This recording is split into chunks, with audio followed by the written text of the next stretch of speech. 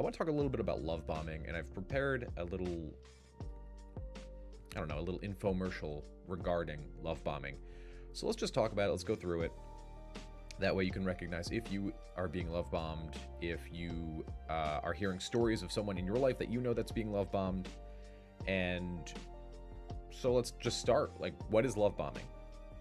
Love bombing is an attempt to influence a person by demonstration of attention and affection.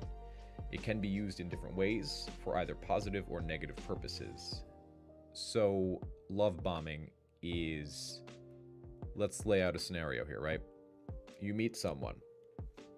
They are just all about you, right? They are giving you all of this attention, all of this affection, gifts, public displays of affection, just one thing after another. And you have this thought of like, wow, this person really likes me. Like, whoa. And that can be a really addicting feeling, particularly when we're dealing with people, myself included, who in the past or currently or whatever have lower self-esteem. And so here this person comes into your life and they're giving you all of this positive feedback and emotions and like, wow, look how amazing this person is. Look how amazing they think I am. Holy crap. And so you can imagine if you're taking someone who has low self-esteem and you are bringing it to someone, like if I have low self-esteem and this person's flooding me with all these positive feedbacks and compliments and hugs and kisses and touching and dates and gifts, that's love bombing. And it is almost suspicious because it's like, well, whoa, what did I do to earn this? This is nice, right? This is kind of nice. And so you get used to that. And we call this love bombing. Psychologists have identified love bombing as a possible part of a cycle of abuse. So notice possible part of a cycle of abuse. Sometimes this happens and it's just because the other person is genuinely, actually really excited about you. It doesn't necessarily mean that they're trying to be abusive or trying to be narcissistic or gain deep control over you. Sometimes they just really like you. It has also been described as a psychological manipulation in order to create a feeling of unity within a group against a society perceived as hostile. So this would be, think of cults, think of anything that wants you to believe something in terms of an us versus them mentality. Think of certain political groups, right? They love bomb you, and sometimes people, they take it the phrase very literally, love, like no, this can only be about romance. And perhaps that was why it gained traction as a word, but really what it means is we are showering you with attention and affection within an appropriate context. And that attention and affection makes you go, I must really be valuable to these people. Wow. And it is for long enough that you buy in, right? You hook yourself and you go, this is the way this is. This has been going on for a month, 2 months, 3 months, however many months, maybe a year. And you're like, no, this is the current behavior that they've been showing. It's the past behavior that they've been showing. There's consistency in this behavior. Must be who these people are, right? So you keep going. Love bombers seek to quickly obtain the affection and attention of someone they are romantically pursuing by presenting an idealized image of themselves. I think that is useful, but it doesn't fully encompass the whole thing. I think they present an idealized version of themselves, and I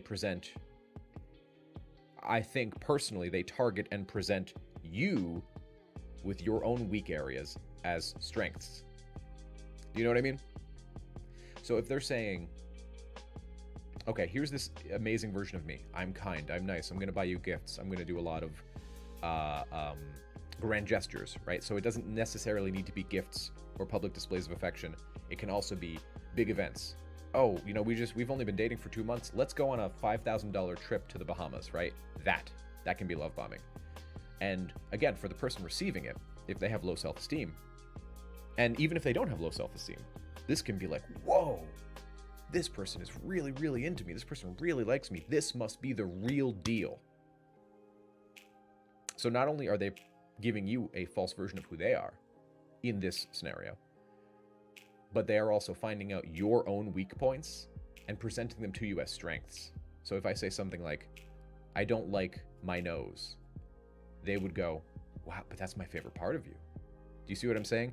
They find your weak points and they serve them to you on a golden platter. Like, weak points? What do you mean weak points? You're amazing. And what does that do to you? That disarms you. That makes you go, huh, wow, this person really likes me. Wow, this person really thinks I'm great. And then you further buy into, it's basically like relationship propaganda. And I see your comments, guys. Let me finish recording this, and then we're going to get to some questions. Let's see. Love bombing is a common tactic of narcissism, right? However, many times it's simply from someone who's just very excited about you and nervous. And this behavior is like, I need to rain all this attention and affection down on them, or they might realize what a piece of crap I am, you know? And I'm being quick with my language here, but it's like, that person's really cool. I perceive that that person's out of my league. I need to give them all this attention, all this affection. I need to get them to like me because they might not like me because I don't like myself. So love bombing is not always this like narcissistic, evil, they're gonna take advantage of you and steal all your money and, you know, steal your kidneys. Sometimes it's just, I don't really believe in myself, and I think that I need to shower all of this onto people, right? All this attention, all this affection, that way they like me. Isn't that always how it works?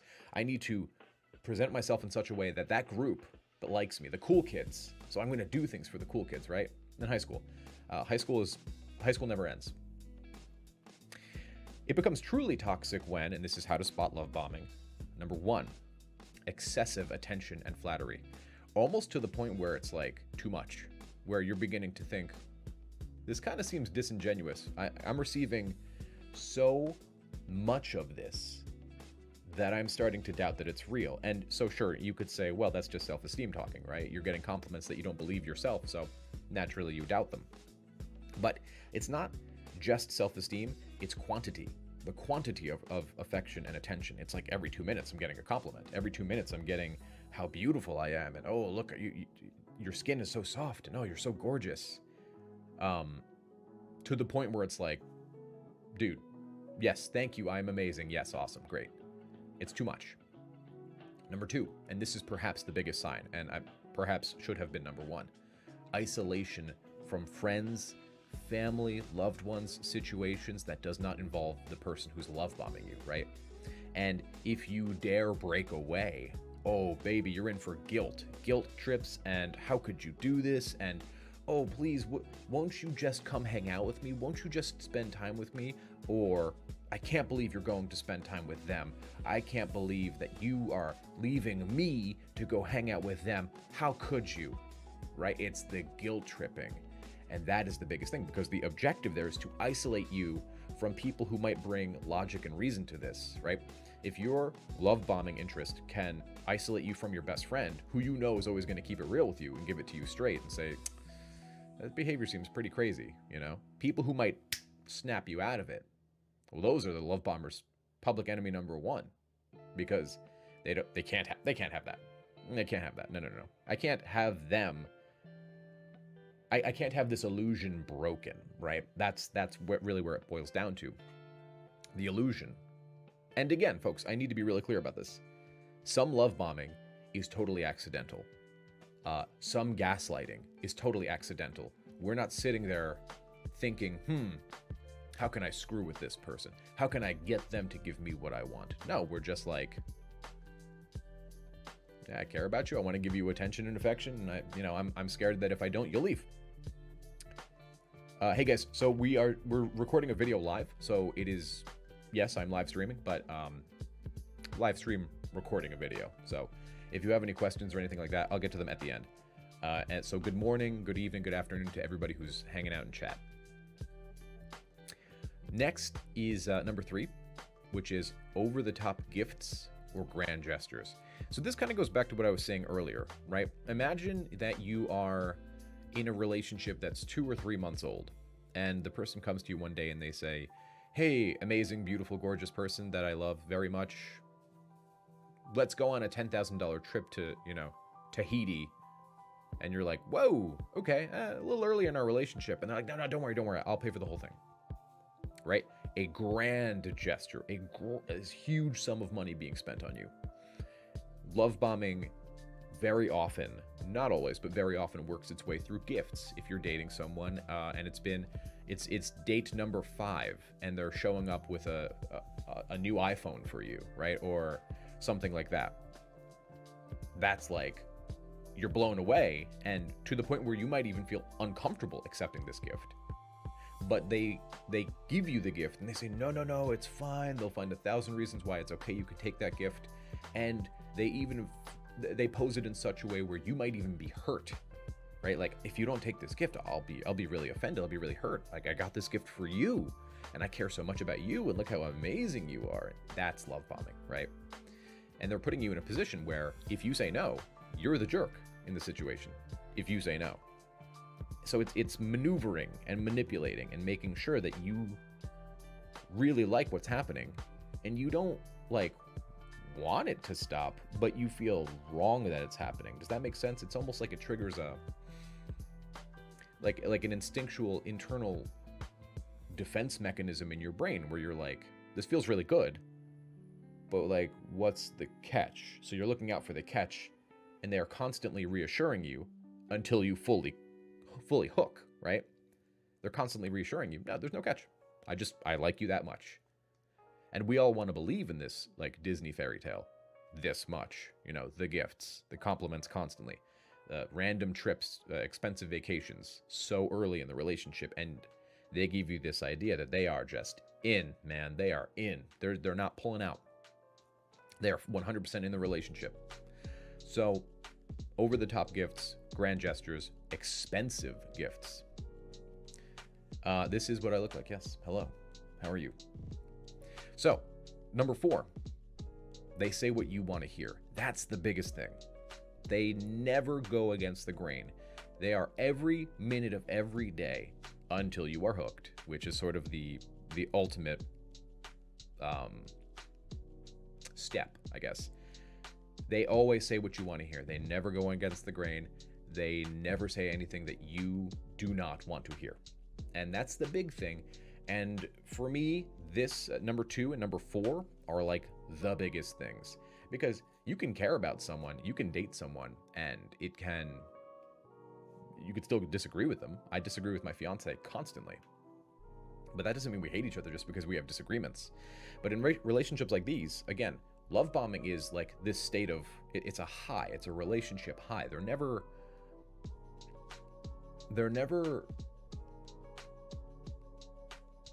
It's almost like it's a Disney movie. I think that's the best way I can put it.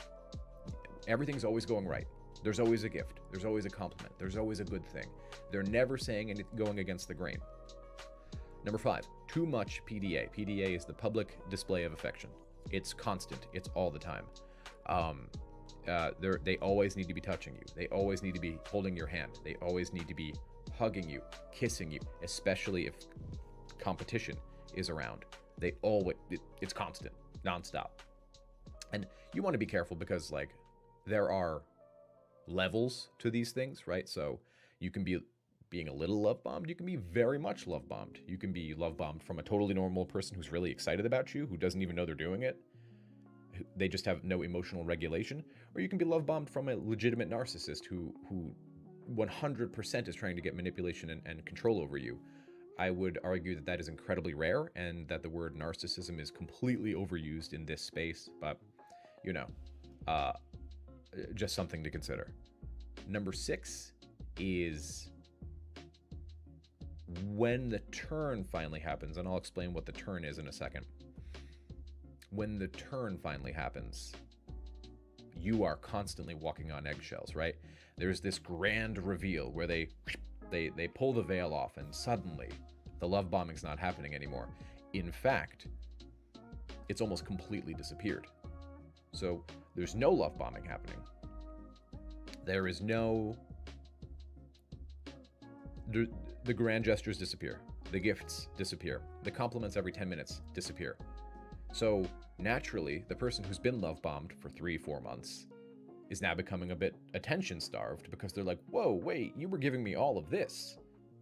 and now I'm getting none of this. Like, bring it back. What happened? Did I do something wrong? Are you mad at me? So that begins happening. And it is set up in such a way where it's a withdrawal. Think of it like that. If love bombing gets you on this dopamine high, everything's amazing, everything's awesome all the time, and then it's pulled away from you. Now you're withdrawing. You're like, oh God, well, I need that. Bring it back. I need it. Please bring it back. Then you, the person being love bombed, begins chasing the love bomber, right? And now they're getting nasty. Now they're getting mean. Now they're getting crappy with you. And if you say something against what they want, right? Go back to number 4.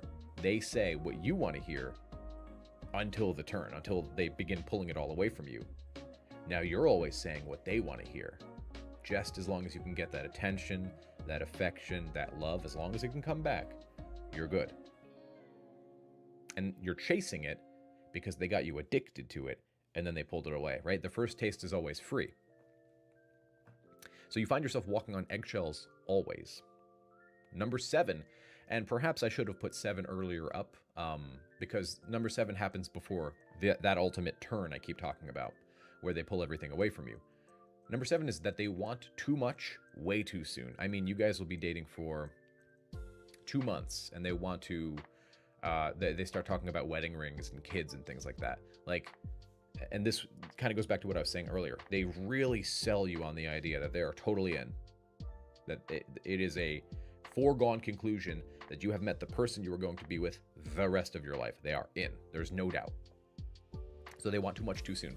And they define that, you can define that in any way that you happen to see it. But for me, the way I happen to see it in situations that I coach is that they are promising, they're future faking, which is one of the words that you hear a lot, meaning they're setting up all of these future promises that are definitely going to happen. I 100% promise you, I'm totally in. There's never any hesitation like, well, we can talk about that when we've been dating for 1 year. We can talk about kids and marriage and all that. No, none of that. It is always a certainty, 100%. I'm totally in. I'll totally be here 10 years from now. We'll totally be living together. We're totally going to buy a house. You know what? Screw it. Let's start looking for houses right now, right? Let's start flipping through Zillow and seeing what the houses are. And so they want too much too soon. And it's inappropriate how much they want and how early they want it. But you don't see that because, again, the objective is to get you to buy in, to love bomb the crap out of you. All right. Now, if you've been love bombed, what to do about it? So, love bombing, point blank, is a form of psychological manipulation. Still, it's normal to feel a strong attachment to a love bomber or even to defend their actions, and that's a big one. Remember, they spent all this time getting you away from people who are going to keep you rational. Best friends, family. Their job is to create an us versus them mentality. That way, anytime they try and give you some logic and reason and like, dude, you're totally being love bombed, this person's just got control of you, you see it as, well, you doubted them from the beginning. And no matter what they do, they're just, you've always been against them, right? It doesn't matter how well they treat me or how many nice things they do for me or how many trips they buy me, you just see them as evil. That's the genius of love bombing. That, of any cult type thing, right? And love bombing is what most cults do, is they you are part of us. You are one of us now. We can't live without you. We need you. You are special. You are needed here. So that's what they do, right? And so the isolation is to get you away from people who will talk you out of it, who will say, it seems kind of weird. You're getting a lot of attention from this person that you barely know. Like, what's their favorite color? So control is the big thing I want you guys to think about here. Love bombing, when it's done for malevolent purposes, like narcissistic purposes, not some 17-year-old kid who's really excited about his first girlfriend and he goes and spends all his allowance on buying her a big bracelet. We're not talking about that. That's not love bombing. That's being a fucking kid.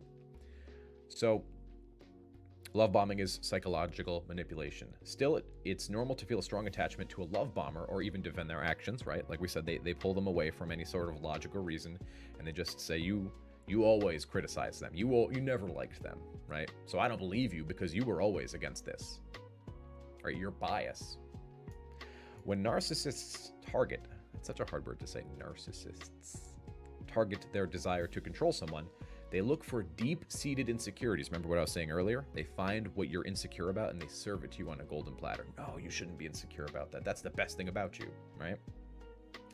They look for deep-seated insecurities and find ways to exploit them. So what does that mean? That means, and this is sort of the crux of this whole thing, they locate your unmet need and they meet it in a way that you haven't had before. Whatever that unmet need is. You want kids? They'll promise you kids. Easy. No problem. You think you're ugly? No, you're not ugly. No way. Let me show you how beautiful I think you are, right? It's that. Got no friends? No, don't worry. Look at all my friends. You'll be friends with all of them. Here, I'm supplying all your friends for you. You're bored? You don't have things to do? Let's go out. You never travel? You want to travel? You want to see the world? Let's go. So they find your unmet needs and they meet them. For instance, you may feel like this person truly gets you or sees you for who you really are. It's right there, your unmet needs. It might feel like this relationship, however controlling it is, has also provided you with the kind of validation that you've always wanted, right? They find your unmet need and they meet it. If you realize the person you're with is love bombing or doing any sort of manipulative behavior, you should do what you can to safely remove yourself from an abusive situation and to seek out support systems outside of that relationship. So what does that mean? That means that you want to, all those relationships that they've isolated you from, return to. Even if you're scared, you have to return to those non-abusive relationships, even the ones that doubted the love bombing situation, right? Because their whole thing is to get you to get away from the people who will convince you to break this hold, break the Disney illusion. So love bombing can happen to anybody. It has happened to, I think, most people at least once in their life, but it's never so serious and evil, right? Sometimes it's really just, I'm really excited about this person and I want to shower them with attention and affection because that's how I think you catch a girlfriend or a boyfriend or whatever you're interested in. Love bombing is not always done on purpose. Gaslighting is not always done on purpose. And by the way, the next time I'm going to do one of these, it's going to be about gaslighting. And then I think after that, it's going to be about narcissism. I just want to get these things handled once and for all. So I hope you've enjoyed my little presentation. The number one thing I can tell you to get out of a love bombing situation is to bring your support network back into the situation. Bring them back into the fold. Get their help again. These people are in your corner. They want to take good care of you, right? Get the help of a professional therapist. Ask them what to do. And always inform people of where you're at, what your status is regarding the situation. Give them the details, give them the names, give them the addresses and the locations. These are the people in your corner who want to keep you safe. Love bombing doesn't always turn into this big evil situation. If you suspect that someone's love bombing you and you think they're well-meaning and well-intentioned and you're uncomfortable with the level of attention you're receiving, you can say, look, I like you. You don't have to try so hard. Just take a seat, right? If you're in a situation that is not serving you well and not treating you well, just back away. Like always, boundaries are there to protect you. So having boundaries and having that strong emotional core and having strong self-esteem, which is why I'm talking so much on this channel about working on yourself, is how you not guarantee, but you greatly bolster yourself. It's like a vaccine against this type of behavior.